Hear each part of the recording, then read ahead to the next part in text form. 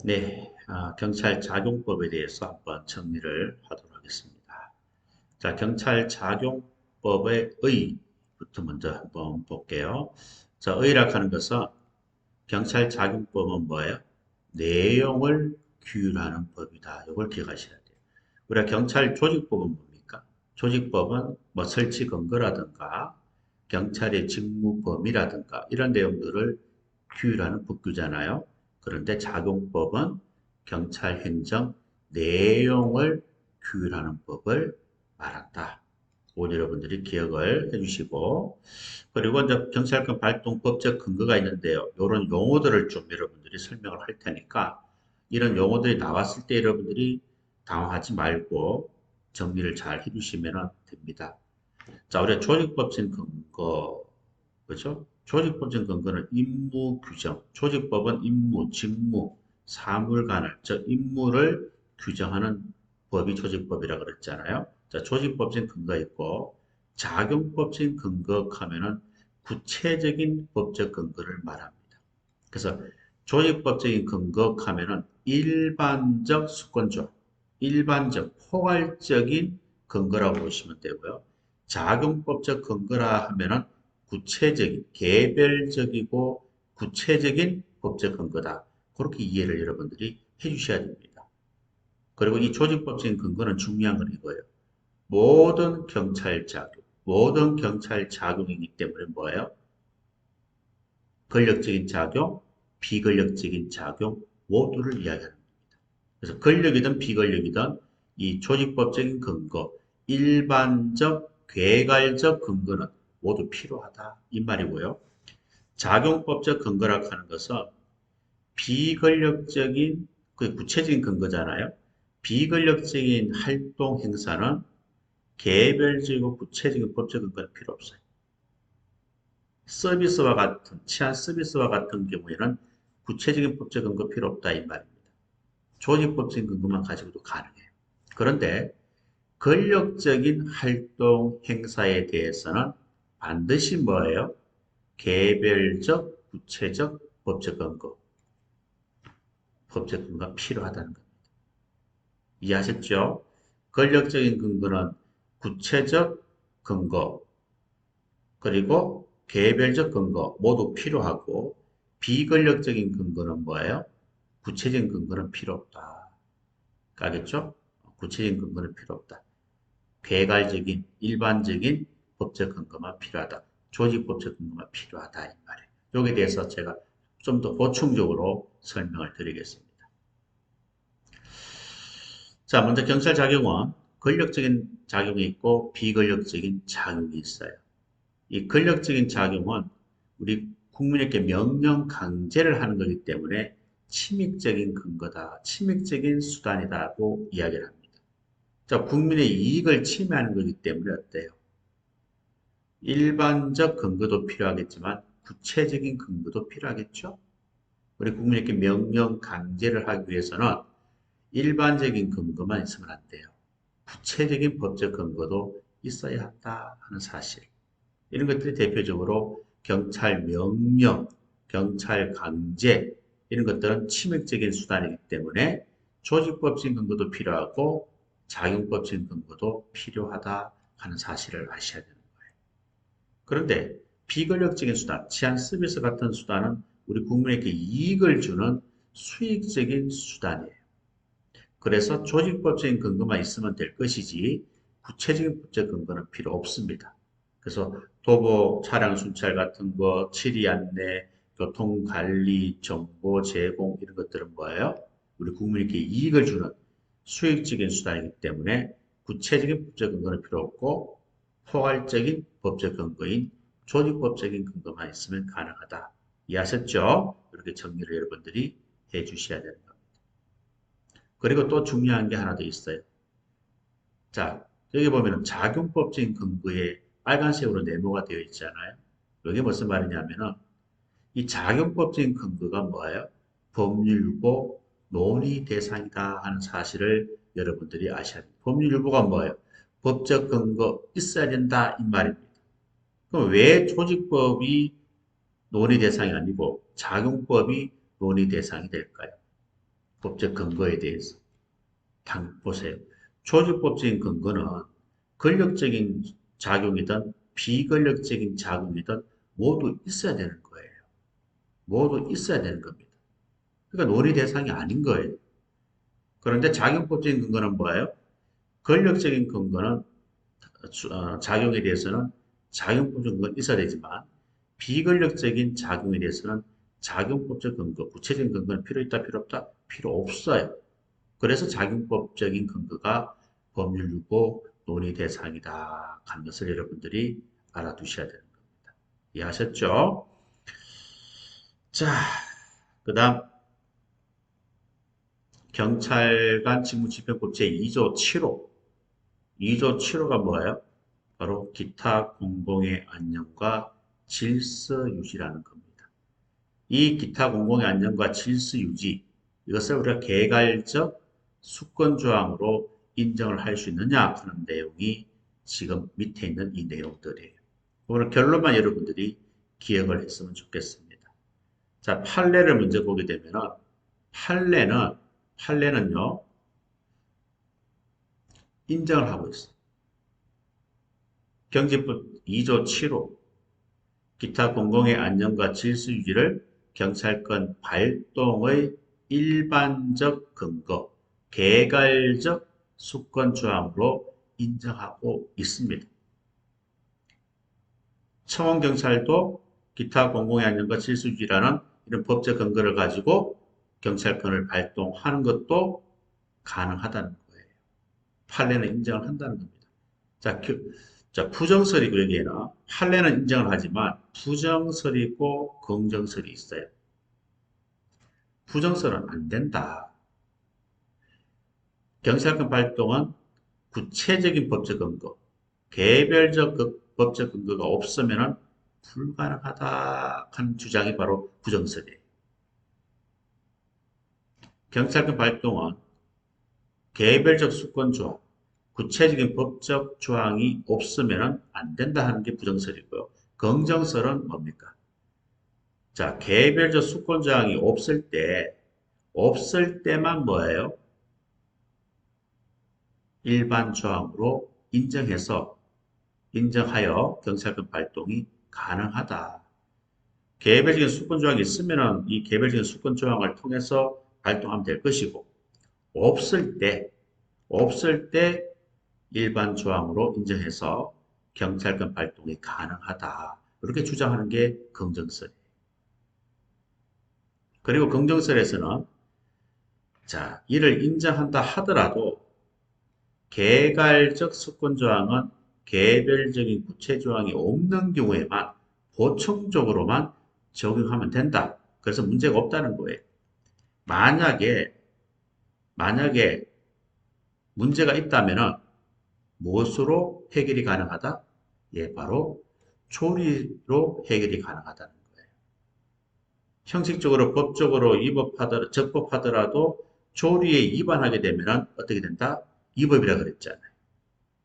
그렇기 때문에 개괄적인 수권조항이 없는 경우에 보충적으로 적용하면 될 것이고 만약에 여기에서 문제가 발생했을 때는 경찰권 행사의 조리상 한계를 준수하면 된다. 즉 조리로서 통제가 가능하다라고 주장하는 사람이 긍정설이에요. 아시겠죠? 자, 그래서 부정설과 긍정설의 주장도 간단하게 정리를 한번 해주시고 판례는 인정한다, 부정한다, 인정한다 하는 것을 여러분들이 알아두시면 되겠습니다. 자, 그 다음에는 경찰권 발동 한계에 대해서 정리를 한번 하고 싶습니다. 자, 경찰권 발동 한계는요, 경찰의 소급 목적의 원칙이 있어요. 첫 번째, 자, 경찰권 발동의 목적이 됩니다. 우리가 경찰권을 발동하는 목적이 뭐다? 경찰의 소극적 질서 유지를 위해서, 위험 방지를 위해서 경찰권을 발동해야 된다 하는 내용입니다. 그래서 여기 보면 나오지요.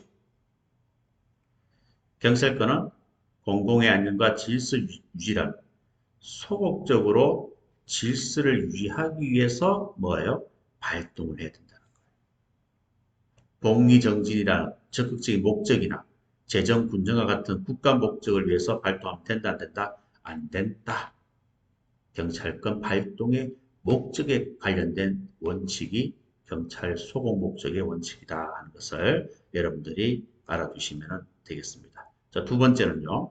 경찰 공공의 원칙이에요. 경찰 공공의 원칙이라고 하는 것은 경찰권 발동 영역을 의미합니다. 어떤 영역에 대해서 경찰권을 발동할 수 있느냐 이 말이죠. 자, 내용을 간단하게 살펴보면 우리 경찰은 사회 공공의 안녕과 질서 유지에 관계없는 사적인 관계에 대해서 발동을 하면 된다, 안 된다? 안 된다, 이 말입니다. 사회 공공의 안녕과 질서 유지에 영향을 미치는 경우에 한해서만 발동해야 된다는 원칙이 경찰 공공의 원칙이다, 이 말이에요. 아시겠죠? 자, 그럼 여기에는 사생활 불가침의 원칙이 있어요. 원칙과 예외를 좀 잘 이해를 해주시면 됩니다. 사생활에 대해서는 개입을 하면 안 돼요. 경찰권 발동 영역이 아니다 이 말이에요. 예를 들어 가지고 질병 예방이라든가 치료, 남녀 교제, 가정 불화. 자, 예를 들어서 남자자가 사귄다, 사귀지 말라고 우리 경찰이 개입을 하면 됩니까? 그건 할 수 없잖아요. 내가 여자를 사귀고 안 사귀고 내 마음이죠. 또 가정 불화에 대해서도 개인적인 영역입니다. 우리 경찰이 발동할 수 있는 영역이 아니다 이 말입니다. 그런데 중요한 거는요. 예외적으로 발동하는 경우가 있어요. 자, 남녀 교제 자체는 발동 영역에 속하지 않죠. 그런데 남녀가 공원에서 막 키스를 하고 좀 이렇게 엄란한 그런 행위를 한다. 풍기문란 행위를 한다. 이런 경우는 당연히 뭡니까? 우리 경찰이 개입할 수 있는 거예요. 그리고 여름에 좀 가벼운 옷차림으로 좀 노출하는 경우도 우리 경찰이 개입할 수 없어요. 그런데 많은 사람들에게 눈살을 찌푸리는 그런 어떤 과도한 노출을 했을 때 그때는 뭡니까? 우리 경찰이 경찰권을 발동할 수 있다 없다? 예, 발동할 수 있는 영역이 되는 거예요. 그래서 원칙은 안 되지만 예외적으로 이런 경우는 발동이 가능하다. 이게 경찰 공공의 원칙이 되는 겁니다. 자, 그리고 사주소 불가침 원칙도 있죠. 자, 사주소 불가침 원칙도 마찬가지입니다. 원칙은 사적 활동의 본거가 되는 사주소에는 뭐예요? 관여하면 안 되는 거예요. 예를 들어가지고 자기 집에서 옷을 벗고 있는 행위. 그거는 뭐예요? 상관없습니다. 경찰이 발동할 수 있는 영역이 아니에요. 집에서 피아노를 연주하고 있어요. 그 경찰이 발동할 수 있는 영역이 아닙니다. 그런데 예외적으로 뭐예요? 예부에서 보이는 곳에서 옷을 벗고 있다. 예를 들어가서 아파트 1층의 베란다에서 자기 집이잖아요. 원칙은 상관없죠. 자기 집에 옷을 벗고 있는 행위는. 그런데 1층 베란다에서 뭐예요? 옷을 벗고 다 발짝 끼고 있단 말이에요. 지나가는 사람들이 볼 수 있어 없어요? 볼 수 있죠. 그런 경우는 당연히 우리 경찰이 개입을 할 수가 있는 거예요. 또 피아노를 연주합니다. 새벽에 막 연주를 하는 거예요. 그러면 다른 사람한테 방해가 되잖아요. 그런 경우도 개입이 가능하다 이 말입니다. 자, 그리고 세 번째는 민사관계 불간섭의 원칙이라는 게 있어요. 우리 경찰은 사적 자치가 인정되는 것이므로 경찰권이 관여할 바가 아니다 이 말입니다. 그래서 우리의 민사관계라고 하는 것은 개인과 개인 간의 문제가 되겠죠. 개인과 개인 간의 문제는 우리가 간섭하지 않는 것이 원칙입니다. 예를 들어 가지고 사인 간의 매매입니다. 그죠? 중고 휴대폰을 매매하더라고요. 보니까.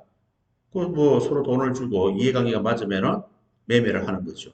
그런 경우는 경찰이 간섭할 수 있는 영역이 아니에요. 채무 불이행입니다. 돈을 빌렸는데 돈을 갚지 못했어요. 그 부분에 대해서 경찰이 개입할 수 있는 영역입니까? 영역이 아니에요.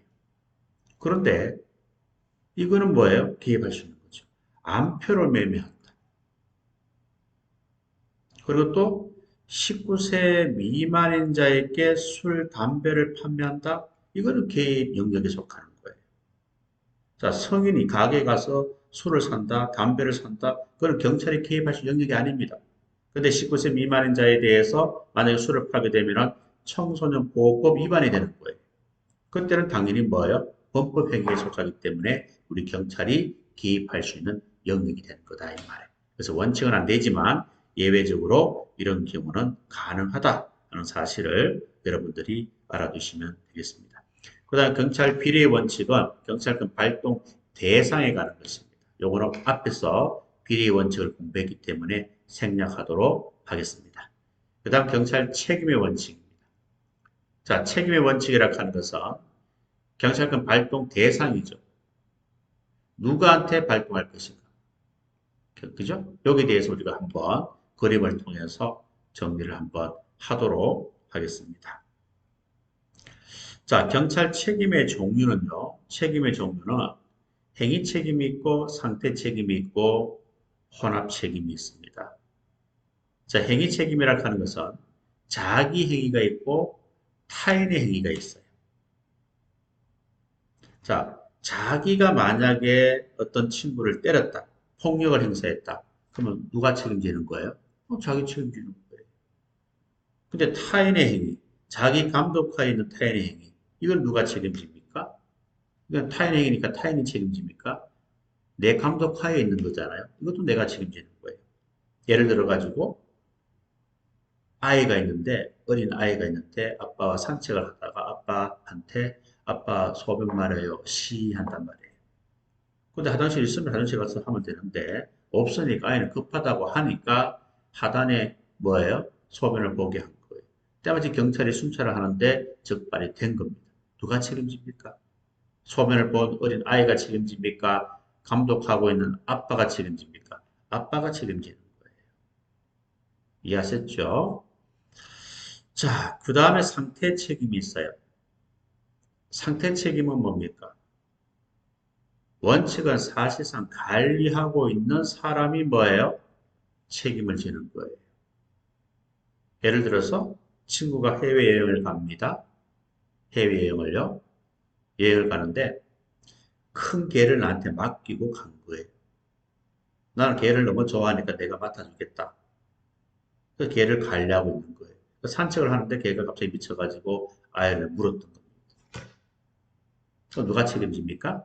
개 주인인 친구가 책임집니까? 개를 관리하고 있는 내가 책임집니까? 내가 책임집니다. 근데 예외적으로 비정형적인 사건에 대해서는 책임을 진다 안 진다? 책임 안 집니다. 친구가 차를 맡겼는데 해외여행 가면서 우리 차고에 차가 있어요. 그런데 차량 절도범이 그 차를 훔쳐가지고 운전을 하다가 사고를 낸 거예요. 그런 경우는 누가 책임집니까? 차 소유주인 친구가 책임집니까? 관리하고 내가 책임집니까? 내가 운전한 것도 아니잖아요. 바로 절도범이 책임지는 거예요. 그때는 비정형적인 사건에 해당되기 때문에 나는 책임진다, 안 진다? 안 진다. 이해하셨죠? 혼합 책임이 있습니다. 혼합 책임은 뭐예요? 행위 책임, 상태 책임이 있는데 둘 다 있는 거예요. 자, 예를 들어 가지고 어떤 밭에 A 밭이 있고 B 밭이 있어요. 그 사이에 길이 있는데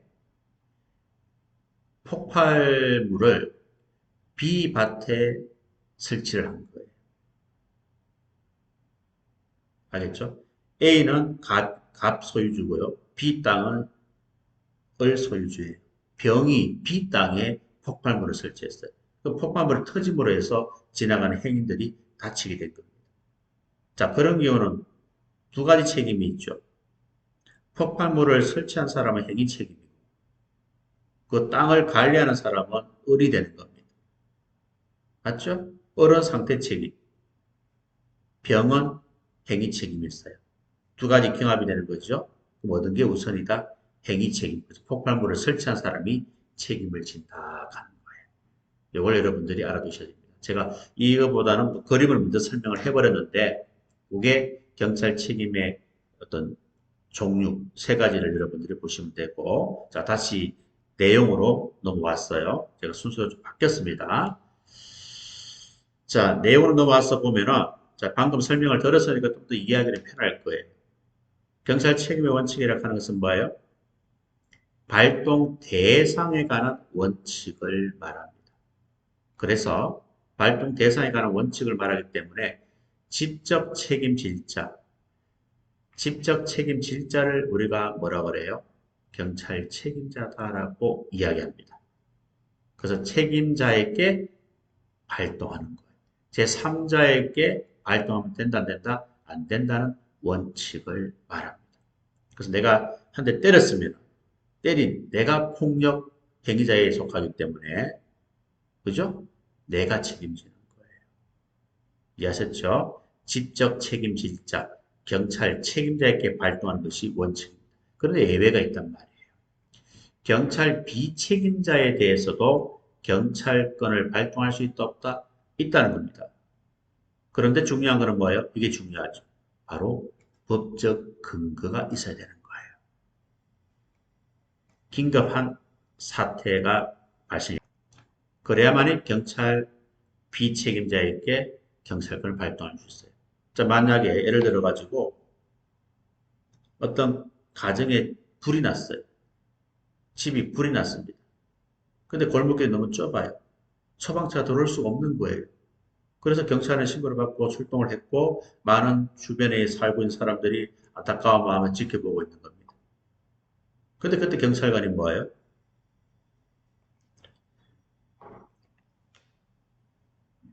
불구경하러 온 사람한테 소화 작업 명령을 내린 거예요. 불 끄라고. 물을 뿌리라고. 그때는 어떻게 합니까? 경찰관의 어떤 명령을 따라야 돼요? 안 따라야 돼요? 따라야 되는 거예요. 그래서 소방기본법에 나와 있어요. 법적 근거가 있어요. 긴급사태가 발생했을 때 법적 근거가 있고 긴급사태가 발생했을 때는 경찰 비책임자에게도 경찰권을 발동할 수 있다 하는 사실을 꼭 기억해 주셔야 돼요. 여기 시험에 굉장히 잘 봐요. 여기 시험 정답으로 잘 논다 이 말입니다. 법적 근거가 있고 긴급한 사태에 대해서는 비책임자에 대해서도 발동이 가능하다. 꼭 기억을 해 주셔야 됩니다. 그리고 또 우리 시험에 잘 나오는 게 이거예요. 경찰 책임은요. 사회 공공의 안전과 질서에 대한 객관적인 위험사항이 존재한다는 것이 문제가 될 뿐이에요. 이런 것들은 아무런 문제가 되지 않는다 이 말입니다. 국적이 어딘지, 자연인 법인인지, 고의가실 위법성 유무, 위험에 대한 인식 여부, 행위자의 행위 능력, 형사 책임 능력 이런 것들은 문제가 돼야 안 돼요? 안 됩니다. 문제가 되는 것은 무조건 뭐예요? 객관적인 위험사항이 존재하느냐 하지 않느냐. 이게 문제가 될 뿐이지 아래에 해당되는 이런 내용들은 전혀 관계가 없다. 이 말입니다. 그래서 민형사 책임과 달리 우리 경찰 책임은 고의가시를 요한다, 요하지 않는다? 요하지 않는다. 요 지문도 시험에 출제가 잘 되는 지문입니다. 아시겠죠? 다시 한번 강조합니다. 경찰 책임은 객관적인 위험사항이 존재한다는 것에 문제가 될 뿐이다. 예를 한번 들어볼게요. 자, 여러분이 경찰입니다. 신호 위반을 해서 누군가가 단속을 하겠죠. 왜 단속합니까? 단속할 때 여러분들이 이렇게 묻습니까? 선생님이 고의로 신호 위반했습니까? 가실로 위반했습니까? 중요합니까? 이렇게 신호 위반하면 위험하다 하는 것을 인식했습니까? 안 했습니까? 이거 중요합니까? 알아내는 거? 중요하지 않잖아요. 신호 위반 자체가 뭐예요? 객관적으로 봤을 때 위험사항이 존재하잖아요. 위험하니까 뭐예요? 단속하는 거예요. 단속해야만이 이 신호 위반한 사람 생명도 지킬 수가 있고 또 다른 국민들의 안전도 우리가 확보할 수가 있는 거예요. 그래서 단속하는 거예요. 뭐 고의냐 가설이냐 위험에 대한 인식을 했느냐 하지 않았느냐 외국인이냐 뭐 한국인이냐 그런 것들은 중요한 게 아니에요. 무슨 말인지 아셨죠? 이걸 여러분들이 꼭 정리하셔야 됩니다. 그래서 개념에서 이 지문, 특징에서 이 지문 이런 것들이 시험 문제에 잘 등장하기 때문에 여러분들 정리를 좀 꼼꼼하게 해 주셔야 되겠다. 그렇게 하겠습니다. 자, 여기까지 하고 좀 쉬었다가 또 진행을 하도록 할게요.